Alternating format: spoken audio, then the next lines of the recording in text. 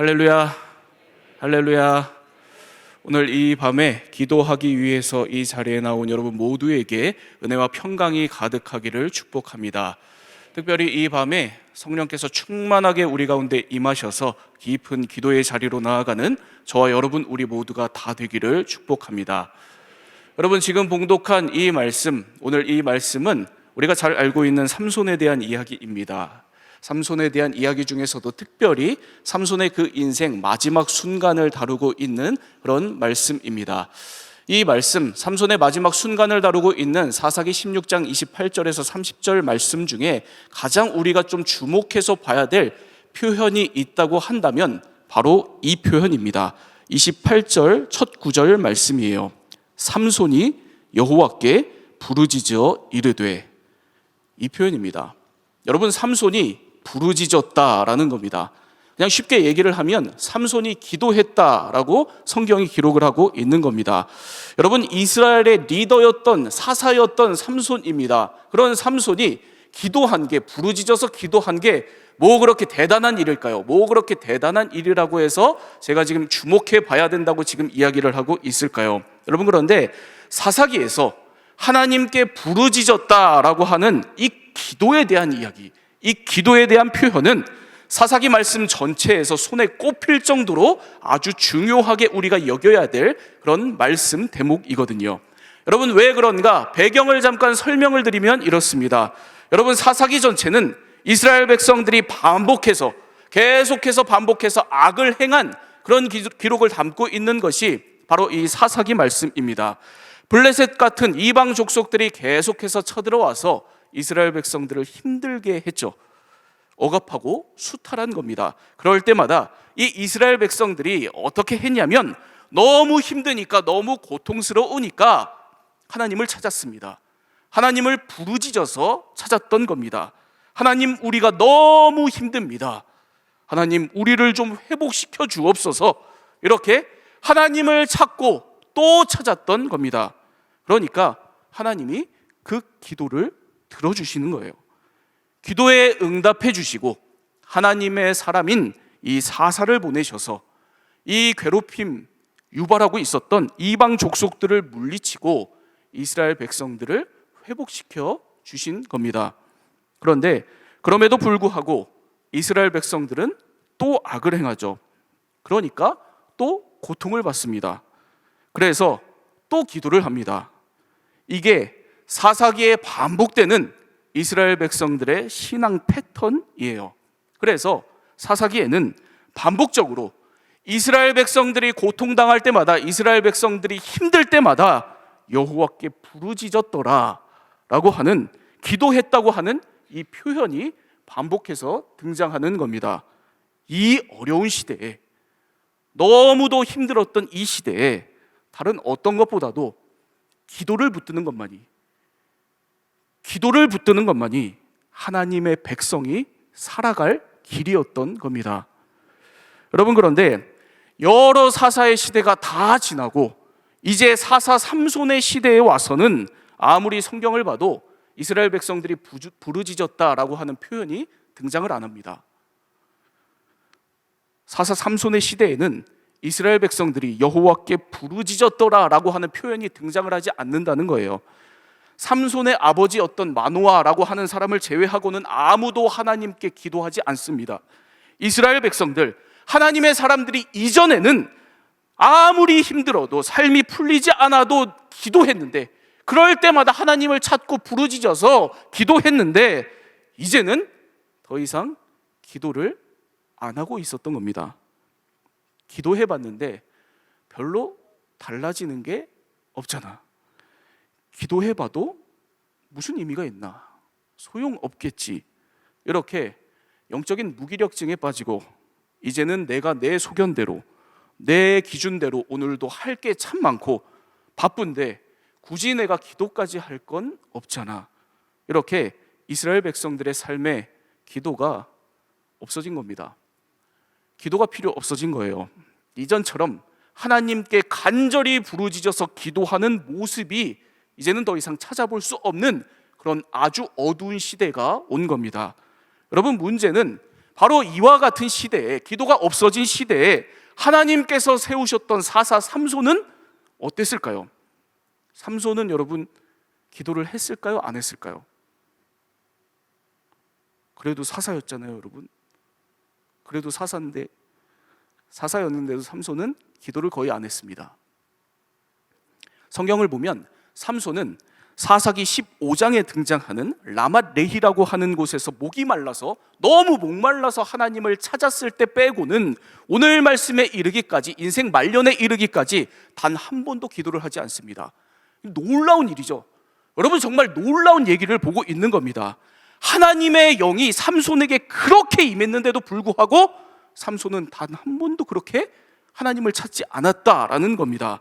사자를 그렇게 맨손으로 찢어 죽이고 나귀 턱뼈로 블레셋 족속 1000명을 때려 죽이는 이런 대단한 전투를 벌였는데도 불구하고 그 모든 일들 중에서 전혀 하나님을 찾고 기도하지 않습니다. 여러분, 이런 삼손이 오늘 말씀에서 드디어 하나님 앞에서 기도하는 장면인 겁니다. 이게 너무 중요한 장면인 거죠. 드디어 삼손이 이제서야 블레셋 족속에게 붙잡혀서 머리털을 다 밀리고 두 눈이 뽑히고 노예가 되어서 드디어 이때가 되어서야 하나님 앞에서 기도를 하는 겁니다. 여러분, 그나마 참 다행인 것 같은데 이렇게까지 되어서야 기도를 하는 걸, 이걸 보니까 여러분, 우리가 이걸 보면 너무 안타까운 게 사실이죠. 너무 안타까운 장면입니다. 왜 이 어두운 시대에 내가 살 길이 기도에 있다는 것을 사사 삼손은 몰랐을까? 그래서 이 지경까지 와야 됐을까? 이게 참 안타까운 겁니다. 여러분, 오늘 이 삼손의 모습을 반면 교사 삼는 우리 모두가 다 되기를 바랍니다. 여러분, 오늘 우리들도 똑같습니다. 기도를 붙드는 것만이 우리가 살 길입니다. 이 어두운 세상, 모든 사람이 자기 소견에 오른 대로 살아가고 현재의 불안과 미래의 막막함 가운데에서 오늘을 힘겹게 살아가는 우리들에게 여러분, 부르짖어서 하나님을 찾고 기도하는 것만이 우리가 살아갈 길입니다. 여러분, 오늘도 이 기도를 붙드는 저와 여러분, 우리 모두가 다 되기를 바랍니다. 그래서 기도의 능력, 기도의 은혜로 살아가는 저와 여러분, 우리 모두가 다 되기를 축복합니다. 여러분, 오늘 말씀을 보면 이날은 블레셋 족속들이 다곤이라고 하는 이 우상의 신전에 이 3,000명이 모여 있었던 그런 날이었습니다. 이들은 이렇게 모여가지고 삼손을 자기들이 붙잡았다는 이 성취감에 한껏 도취되어 있었습니다. 그래서 뭘 하냐면 삼손을 데리고 와서 그 모든 사람 앞에 세워놓고 제주를 부리게 하고 희롱했습니다. 놀렸습니다. 너무 비참한 모습이죠. 너무 안타까운 모습입니다. 한 나라의 리더였잖아요. 그리고 대단한 힘과 능력을 갖고 있었던 이 삼손의 과거를 우리가 생각을 해보면 너무도 비참한 이 인생 말로를 지금 우리들 앞에서 보여주고 있는 겁니다. 여러분, 그런데 삼손의 인생 말로는 이 비참함으로 결코 끝나는 게 아니었습니다. 사건은 그 다음에 벌어집니다. 삼손이 그렇게 모욕당하고 나서 그 거대한 신전을 버티게 하는 두 기둥 사이에 선 겁니다. 그리고 기둥을 밀어서 거대한 신전을 무너뜨리려고 이제 시도를 하는 거예요. 이때 여러분, 삼손이 드디어 하나님 앞에서 기도를 합니다. 기도요. 여러분, 이 기도를 한번 보겠습니다. 오늘 말씀 28절입니다. 28절 말씀 우리 함께 읽겠습니다. 시작.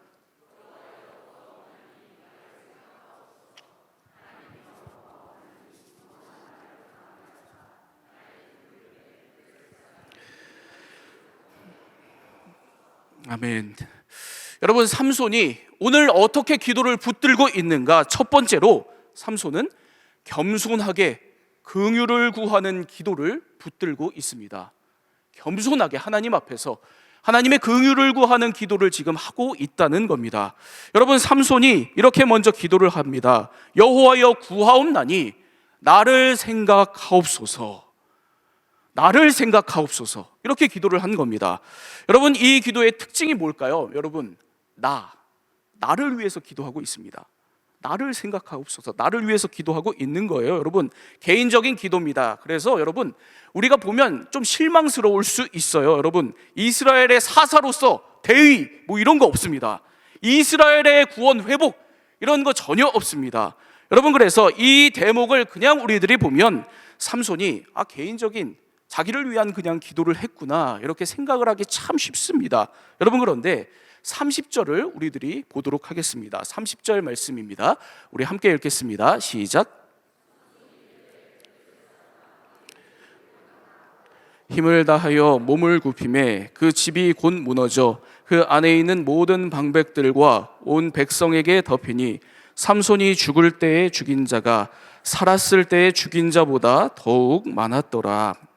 삼손이 하나님께 하나님 나를 생각하옵소서 이렇게 기도하고 나서 힘을 주니까 하나님께서 그 기도에 응답하셔서 기둥이 무너지고 그 신전이 다 무너졌다라고 하는 겁니다. 그래서 삼손과 함께 그 안에 있던 3,000명의 블레셋 사람들이 다 죽게 된 겁니다. 여러분 보세요. 여러분, 삼손의 기도는 나를 위한 기도였습니다. 개인적인 기도였습니다. 그런데 하나님께서 지금 이런 기도도 들어주셨다라고 하는 기록을 지금 성경이 우리에게 보여주고 있는 겁니다. 어떻게 이럴 수 있을까? 어떻게 이와 같은 결과가 일어날 수 있었을까? 나를 생각하옵소서. 삼손의 이 기도를 우리가 조금 더 구체적으로 살펴볼 필요가 있거든요. 여러분, 나를 생각하옵소서 이 말, 이 기도를 히브리어 원문을 보다 정확하게 번역을 하면 이 말은 나를 기억하옵소서라고 하는 말입니다. 나를 기억해 주옵소서라고 하는 말이라는 겁니다. 여러분, 이 말 들어보셨죠? 어디선가 들어보셨습니다.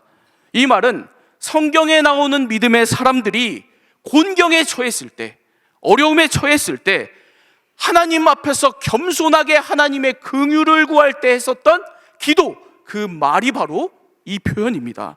하나님, 나를 기억해 주옵소서. 시편 89편 46절에서 47절입니다. 제가 읽겠습니다. 여호와여, 언제까지니까 스스로 영원히 숨기시리이까? 주의 노가 언제까지 불붙듯 하시겠나이까? 나의 때가 얼마나 짧은지 기억하소서. 주께서 모든 사람을 어찌 그리 허무하게 창조하셨는지요. 누가복음 23장 42절입니다. 이르되 예수여, 당신의 나라에 임하실 때에 나를 기억하소서 하니. 여러분, 이렇게 곤경에 처한 사람이나 정말 하나님께 나아갈 그 어떤 자격도 없는 죄인 같은 사람이 하나님 앞에서 나를 낮추고 자기를 낮추고 겸손하게 하나님께 긍휼을 구할 때 주로 했던 기도가 주님, 나를 기억하소서, 이 기도입니다. 주님, 제가 잘못 살았지만, 부족하지만 그래도 저를 좀 생각해 주옵소서. 제가 이렇게 곤경에 처해 있는데 주님, 제가 자격은 없지만 그래도 이번만 저를 기억해 주셔서 도와주옵소서. 이 문제를 해결해 주옵소서. 이렇게 나를 기억하소서, 이 기도는 겸손하게 하나님 앞에서 나를 불쌍히 여겨 주옵소서, 이 긍휼의 기도를 하는 겁니다. 여러분, 지금 삼손이 바로 이렇게 하나님 앞에서 겸손하게 나를 불쌍히 여겨달라고 지금 기도하고 있다는 거예요. 여러분, 놀라운 변화죠. 이거 참 놀라운 변화입니다. 여러분, 삼손은 이전에 자기가 갖고 있었던 모든 것이 다 당연했었던 사람입니다. 믿음의 부모로부터 물려받은 좋은 환경이 너무도 당연했고, 하나님께서 부어주시는 능력이 너무 당연한 것이었고, 사사로서의 높은 위치가 너무도 당연한 사람이었습니다. 그런데 지금 그 당연한 걸 하나님 왜 다 가져가셨냐, 돌려달라고 당연하게 요구하고 있지 않고 있는 겁니다. 왜 그렇게 해주지 않냐고 당당하게 요구하는 그런 기도를 하고 있지 않다는 겁니다. 그게 아니라, 주님, 제가 죄인이었습니다. 제가 자격도 없고 부족하지만 저를 불쌍히 여겨주옵소서. 지금 이렇게 기도하고 있는 겁니다. 변했죠. 사람이 이제서야 변한 겁니다. 그의 기도가 하나님 앞에서 겸손하게 긍휼을 구하는 기도가 일어나고 회복된 겁니다. 여러분, 우리 모두에게 바로 이 삼손처럼 겸손하게 긍휼을 구하는 기도가 다 회복되기를 바랍니다.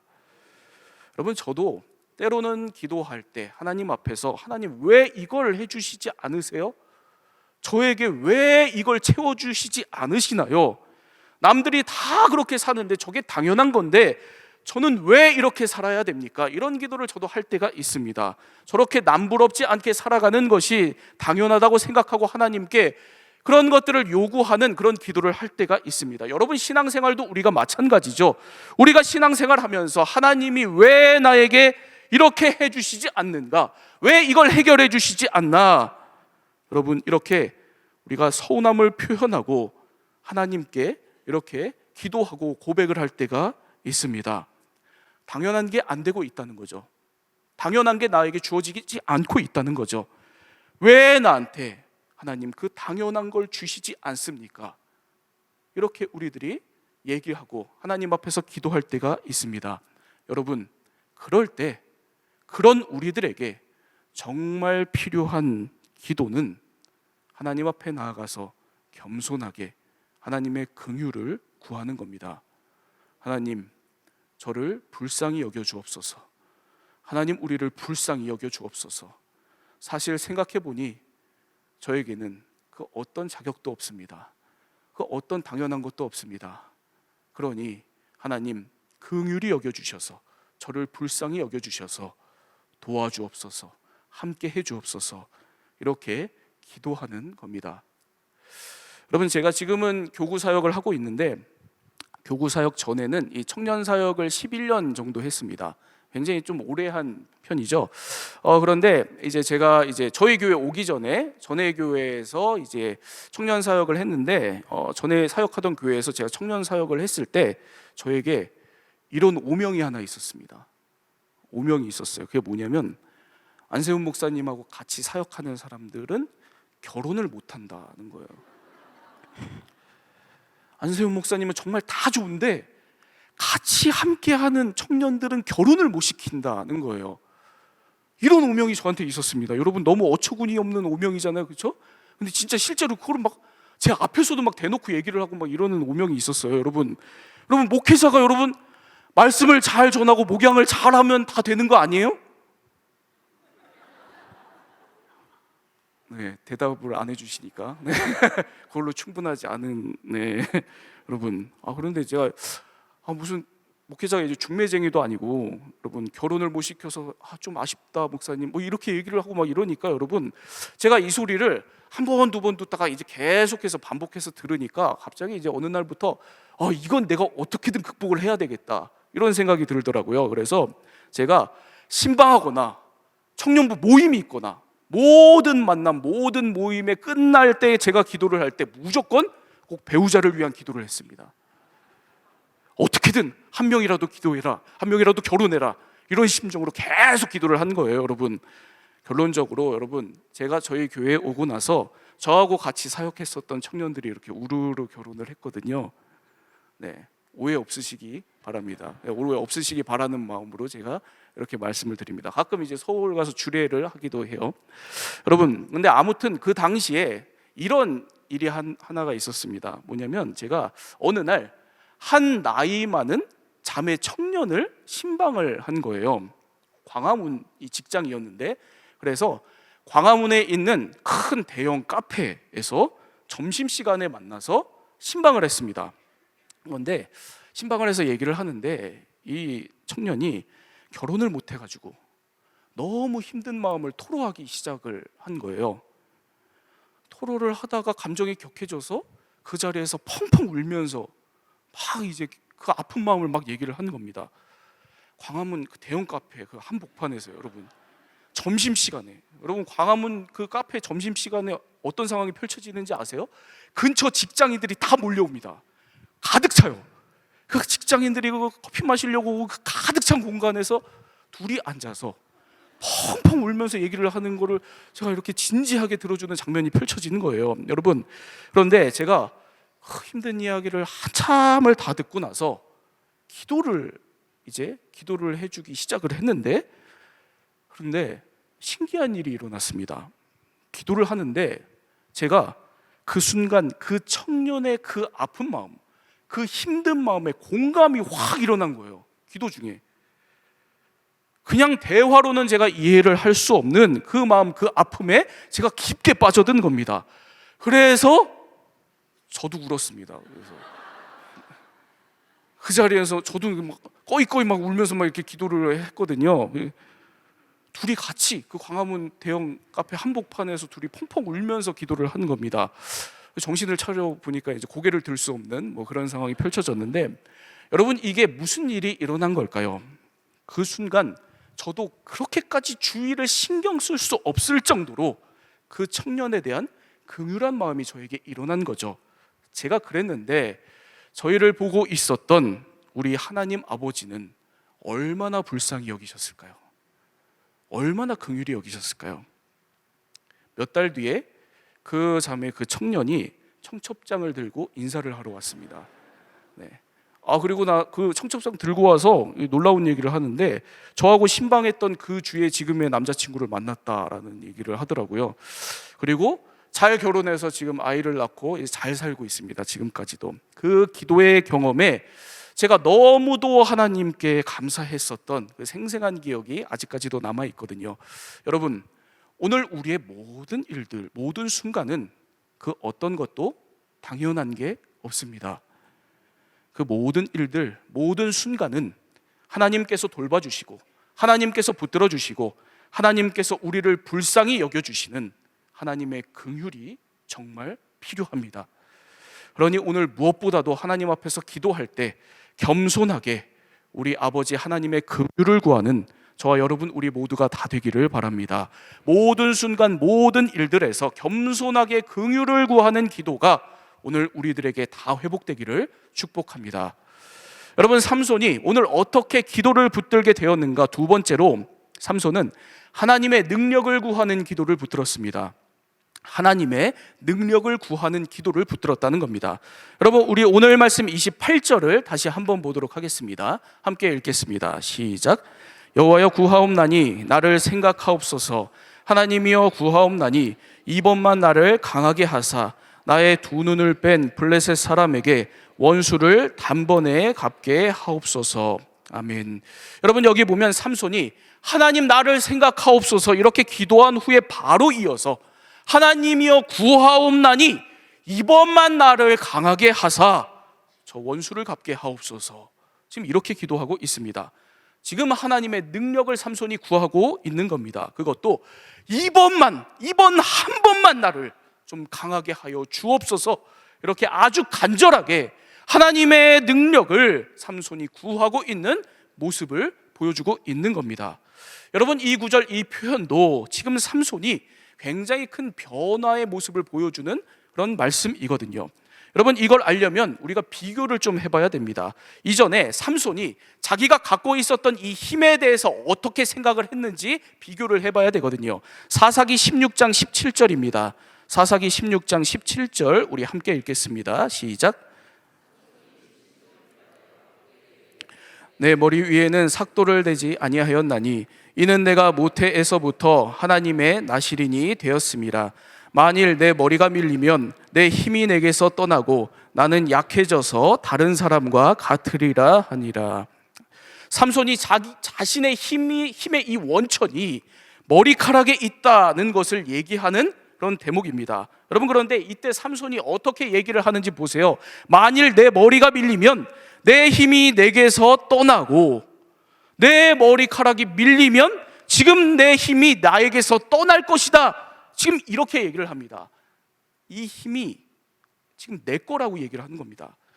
내 힘이요, 내 소유의 힘이라고 지금 정확하게 삼손이 그렇게 인식을 하고 이야기를 하고 있는 겁니다. 그러니까 이때 삼손은 하나님께서 주신 이 힘과 능력을 내 것이다, 자기 것이라고 지금 생각하고 그렇게 여기고 있었다라는 겁니다. 이건 내 힘이다, 이건 내 능력이다, 내가 갖고 있는 이 머리털에서 이 힘과 능력이 나오는 것이다, 지금 이렇게 생각하고 있었던 겁니다. 여러분, 그런데 오늘 말씀에서의 기도를 보면 이게 완전히 달라진 거예요. 하나님, 이번만 나를 강하게 하사. 힘과 능력이 내게서 나오는 것이 아니라 하나님께로부터 오는 것이다. 이렇게 지금 생각이 바뀐 겁니다. 지금 다시 머리털이 자라나는데도 불구하고 이 머리털에서 내 힘과 능력이 나오는 것이 아니다라고 정확하게 삼손은 생각하고 있었던 겁니다. 하나님께로부터 힘과 능력이 온다. 하나님만이 오늘 나에게 힘을 주실 수 있는 분이다. 바로 이 믿음이 분명해진 겁니다. 그래서 구하는 거죠. 하나님이여 구하옵나니 이번만 나를 강하게 하사. 하나님의 능력을 구하는 기도를 그의 인생 처음으로 하는 겁니다. 그랬더니 하나님께서 이 삼손의 기도에 응답하시고 능력을 주셔서 우상의 신전을 무너뜨리게 됩니다. 여러분, 이 삼손의 모습, 이 삼손의 기도처럼 오늘 내 힘과 능력을 내려놓고 하나님의 능력을 구하는 우리 모두가 되기를 바랍니다. 그래서 하나님의 능력을 의지해서 그 능력으로 살아가는 저와 여러분 우리 모두가 다 되기를 축복합니다. 영성가 중에 헨리 나우엔이라고 하는 사람이 있습니다. 영성가이자 저술가로 너무도 유명한 사람이죠. 이 헨리 나우엔이 원래는 이 하버드 대학교 교수였습니다. 그런데 이 교수 생활을 하다가 자신의 이 영적인 생활이, 자기 신앙이 이게 매번 이제 변화가 없고 같은 자리를 맴도는 것만 같은 그런 느낌을 받게 돼요. 그래서 이 영적 성장이 더 이상 없는 것 같은 그런 느낌을 받으니까 신앙생활의 회복과 성장을 위해서 무엇을 하게 되냐면 수도원에 들어가서 7달을 살게 됩니다. 그 수도원에서의 삶이 이 제네시 일기라고 하는 이 책에 나오거든요. 그런데 바로 이와 같은 배경을 가지고 이 헨리 나우엔이 수도원에 들어가서 7달을 살았다라는 거예요. 계속 거기서 이제 수도사들과 같이 기도하고 막 이러면서 살았다라고 하는 거죠. 그런데 헨리 나우엔이 실제로 그 수도원에 들어가서 주로 무슨 일을 했냐면 바위를 나르는 일을 했습니다. 쉽게 말하면 이 육체 노동, 이 막노동을 한 거예요. 그걸 매일같이 그 역할을 이제 부여받아서 그 일을 했다는 기록이 등장을 합니다. 여러분, 자기 신앙을 회복하고 싶어서 들어간 거거든요. 그러니까 수도원에 들어갈 때 여러분, 수도원에서의 이 신앙생활이 얼마나 은혜로울까 그걸 기대하면서 들어갔겠죠. 그런데 막상 가보니까 현실은 전혀 달랐던 겁니다. 일상생활보다 더 힘든 바위를 옮기는, 돌을 옮기는 이 막노동을 하게 됐으니까 이 헨리 나우엔이 얼마나 당황을 하고 힘들었겠어요. 그러다 보니까 이 책에 이런 고백이 나옵니다. 하루는 돌을 옮기는데 돌이 너무 무거워서 입에서 욕이 튀어나왔다. 수도원에 들어가면 막 은혜롭고 막 이렇게 되게 좋을 것 같았는데 들어가서 매일 돌 옮기고 매일 힘들게 보내다 보니까 짜증나서 결국에는 욕까지 하게 된 그런 상황에 이르는 겁니다. 바위를 옮기고 욕을 하고 돌을 옮기고 또 욕을 하고 계속 이걸 반복을 하다가 보니까 이 헨리 나우엔이 어떻게 하냐면 그날도 돌을 옮기는데 입에서 욕이 튀어나왔답니다. 그런데 그날은 자기가 더 이상은 그렇게 이 수도원에서의 신앙생활을 이렇게 계속할 수는 없어서 그날은 이 욕을 기도로 바꾸려고 안간힘을 썼대요. 하나님, 지금 저 이거 도저히 못 옮기겠습니다. 너무 힘들어서 못하겠습니다. 정말 죽을 것 같이 힘듭니다. 하나님, 좀 능력을 주옵소서. 능력을 못 주시는 거라면 천사라도 보내가지고 이 돌을 좀 옮겨 주옵소서. 농담이 아니라 정말 진심으로 한 겁니다. 너무 간절하게 한 거예요. 여러분, 이렇게 하나님의 능력을 구하는 기도를 한 겁니다. 무슨 일이 벌어졌을까요? 이렇게 기도를 했을 때 무슨 일이 그에게 벌어졌을까요? 정말 막 삼손 같은 힘이 주어져가지고 돌을 막 집어 던지고 막 이런 일이 일어났을까요, 여러분? 그렇게 기도했는데 아무 일도 일어나지 않았답니다. 안타깝게도 아무 일도 일어나지 않았대요. 그런데 하루하루 계속 그렇게 하나님의 능력을 구하고 기도하고 또 기도하면서 매일 돌을 옮기다 보니까 점점 자기의 내면이 바뀌게 되어가는 것을 경험하게 되었답니다.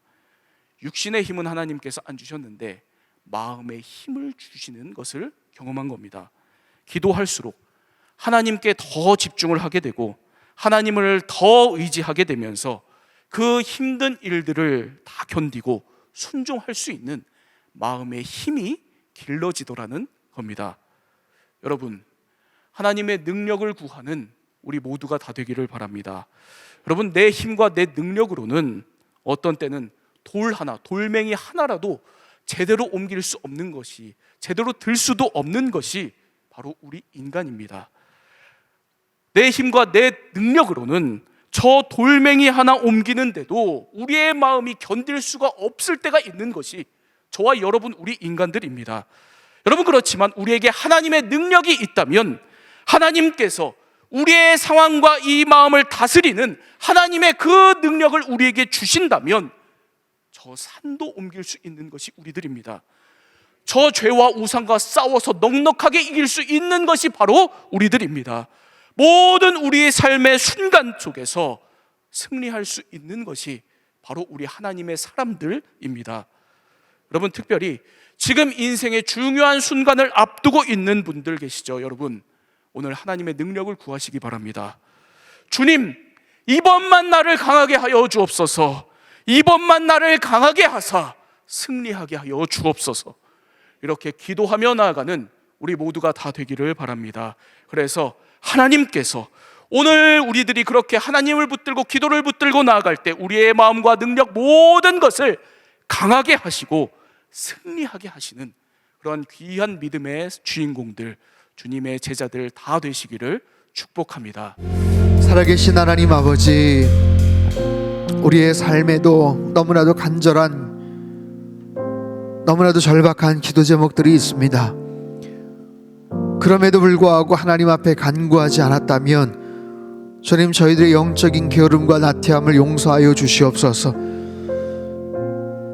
그저 처음부터 마지막까지 자기 힘과 욕망대로 살았던 삼손이지만 그 삼손의 간절한 기도를 주님께서 거절하지 않으시고 들어응답하시고 마지막 순간에 하나님의 놀라운 기도의 역사와 기도의 응답을 우리에게 보여주시는 것, 주님, 우리도 같은 마음입니다. 겸손한 마음을 가지고 하나님께 긍휼히 여겨달라는 그런 절박한 심령을 가지고 주님 앞에 나아가는 하나님 거룩한 기도의 사람들 다 되게 도와주시옵소서. 하나님, 기도의 응답과 기도의 열매들이 한 해를 마무리해가면서 우리의 삶의 주변에 하나님 주렁주렁 맺혀지기를 원합니다.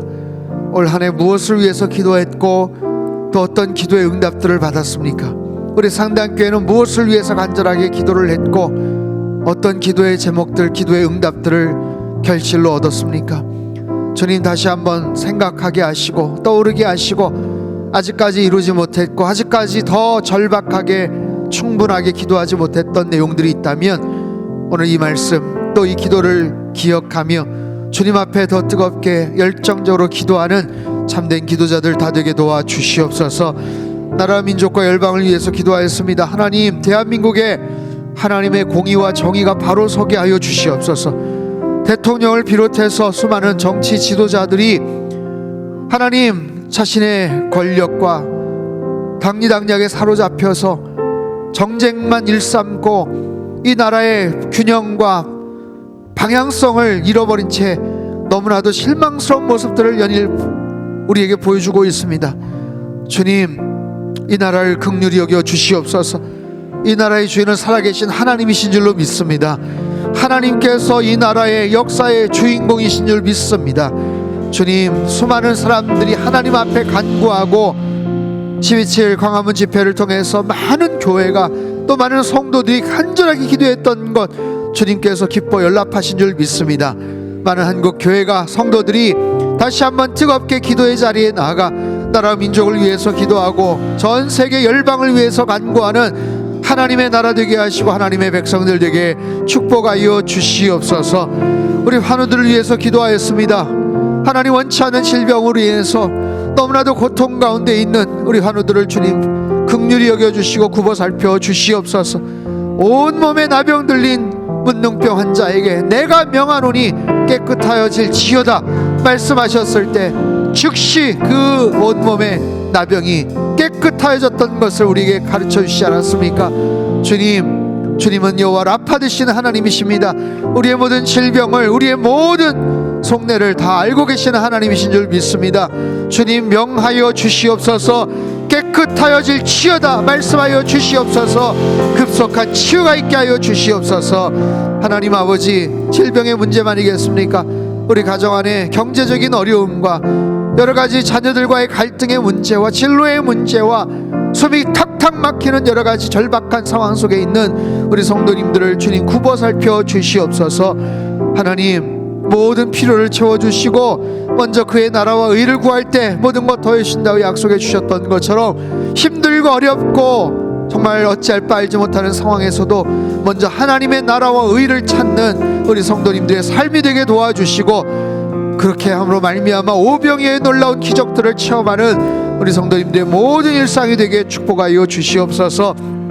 내일부터 시작되는 일터 선교사 훈련 가운데 주님 함께하여 주시고, 선교적 교회로 계속해서 우리가 함께 노력하고 고민하고 기도하여 싸우니 이제는 성도님들의 일터에서 삶의 현장에서 선교사적인 삶을 가지고 하나님 앞에 나아가는 우리 상당교회가 되게 하시고, 하나님의 귀한 모델이 한국교회 선한 영향력을 하나님 펼쳐나갈 수 있도록 도와주시옵소서.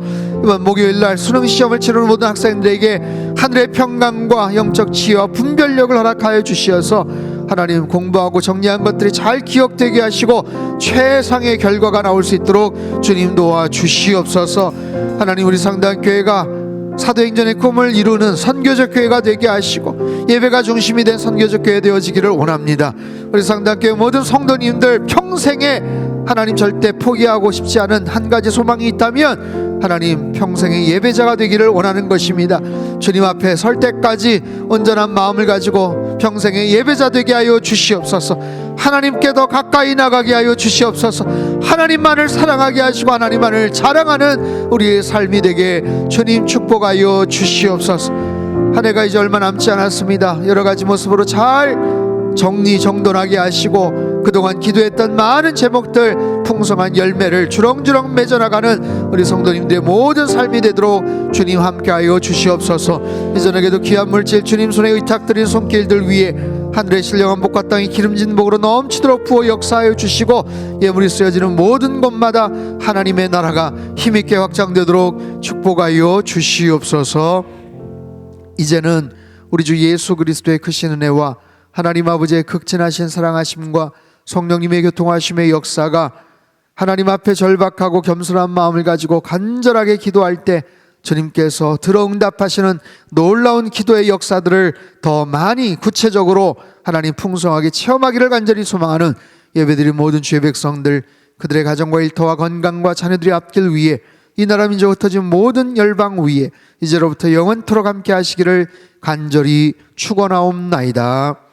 아멘.